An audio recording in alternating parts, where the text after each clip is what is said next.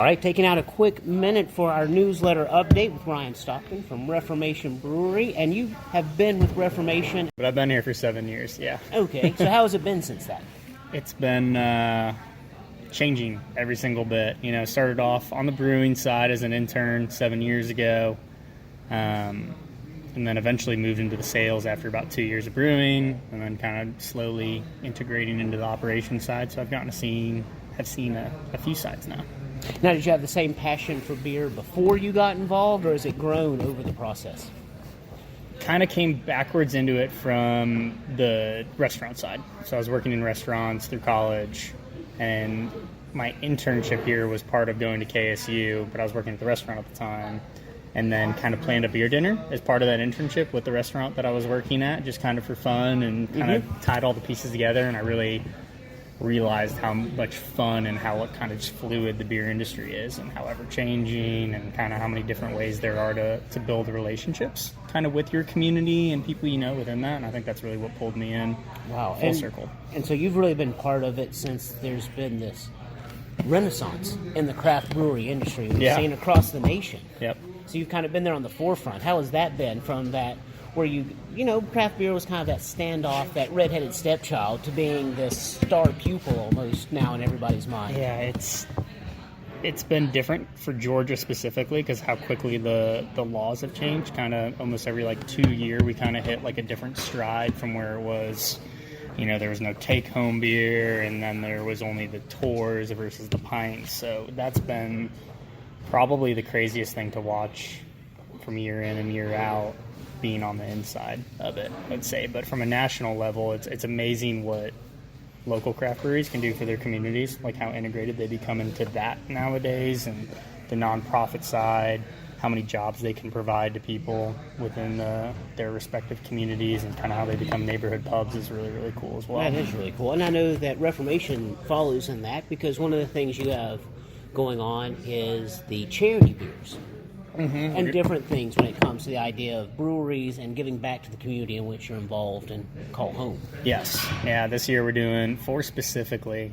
We call them Drink Well with Others series, and that's just the ones that hit the market. We've already done a couple that are just brewery-only releases, but normally what we do for those, it's $1 per 4-pack or $1 per pint that go right back to whatever charity, but it's also the awareness piece for having, whatever said brand on the label or on the board in our 3 tasting rooms. It's cool to get those nonprofits awareness. I'm really excited about some of the ones that we got coming up later this year. I wish I could share more details about those. But that's the nice thing about the newsletter. You'll be able to give us more information as we get closer. Yeah. We just came out with the one. It's the Peach Cobbler Sour that dropped a week and a half ago.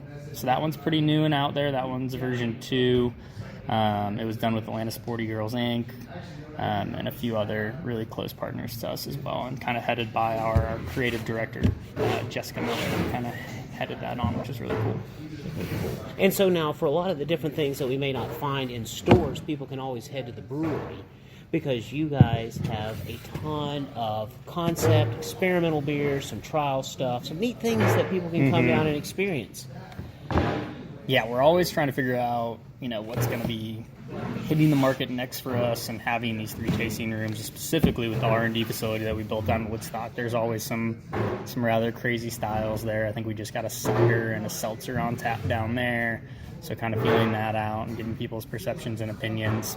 And then there's always just the people want fresh IPAs, crazy IPAs, so that's always kind of fun to see what's on tap down there in Woodstock. And also here in Canton, where we kind of, this is our full production facility here in Canton, so sometimes we get to pull stuff off of, say we're just brewing Cadence, right, our Belgian ale, more or less our flagship. We can pull 3 barrels off of that, throw it into something else, and kind of transform it into something different, and then tap it up here in Canton as something different and unique that people get to try and experience, maybe a different flavor and cadence that they haven't had before. So that's always fun. Well, that is neat. And so now, because you're able to try it, have you seen things that, even in a place like Georgia, say, one place has more of a flavor or a taste or a beer style than one brewery to the next? Like the Smyrna's a little bit different than Woodstock. Yeah, Canton. it is. Yeah, Woodstock, we've noticed the most consumed style in Smyrna has been IPAs. It's like almost the top 4, just IPAs right down the list. We have a Grits Pale Ale up here in Canton. That's been absolutely crushing it. And then in Woodstock, it's pretty like across the board. Woodstock is, I'd say, Orin and Jogger are pretty almost always, which is our juicy lager and our kind of hazy pale ale. Those are the two top sellers in Woodstock. So everybody's kind of a little bit different. It's not universal across all three of the tasting rooms. Wow. And so it really just kind of gives that different flavor for where you're at, which is incredible. There's nothing wrong with it, yeah. Well, it's amazing how even in a city as big and as little as, North Georgia, Atlanta area is, how you can have such flavor profiles that vary. Yeah, I mean, you're talking, 20 miles from one site to the next? Like, you're not... It's not that far to have that much of a difference, but that's got to really be helpful when it comes to the marketing and creation side for Reformation. Absolutely. And now, I know one big thing that we see a lot of is, we got the great deals with Orin, some fun stuff happening with that, and you guys have been having a lot of fun with that beer. Yeah, Orin it's probably one of my first personal two favorites. We went through rebranding into that last year where it shifted from an IPA to a pale ale, dropped 0.5%. We brought milk sugar into it, which gives it a little bit of sweetness. That kind of play well with the hops. It also gives it a little bit more body. But that one's been one of my personal favorites. It's just kind of drink it all day, very crushable, that or Jogger.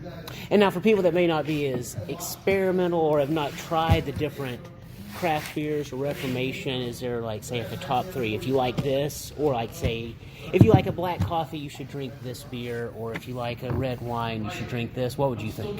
Yeah, we've always played well with wines because of the Belgian portfolio that we have, like Cadence and Jude. It's always kind of been like, if you're a red wine drinker, you might like Cadence. If you're a white wine drinker, you'll probably like Jude.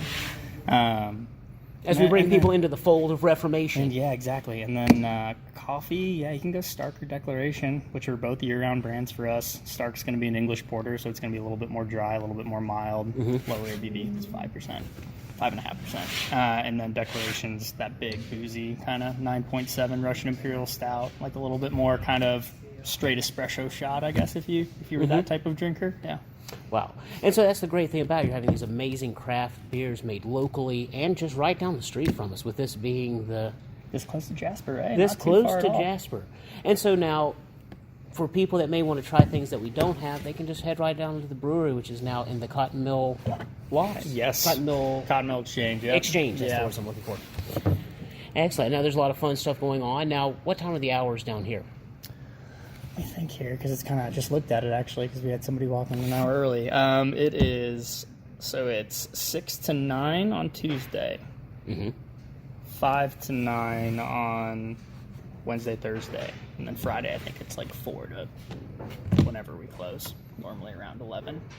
Depending on what's going on, we do all sorts of programming and fun events. Sometimes there's live music here in Canton. Saturdays is noon to 11 as well, I believe. And then Sundays 12 to 8. Perfect.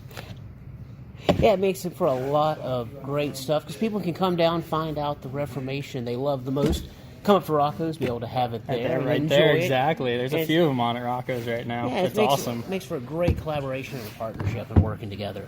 Yeah, we got to do some fun events here coming this summer, right? Yeah, I know. I think we've brainchilded some ones that I think people are going to be very excited about. I know I am.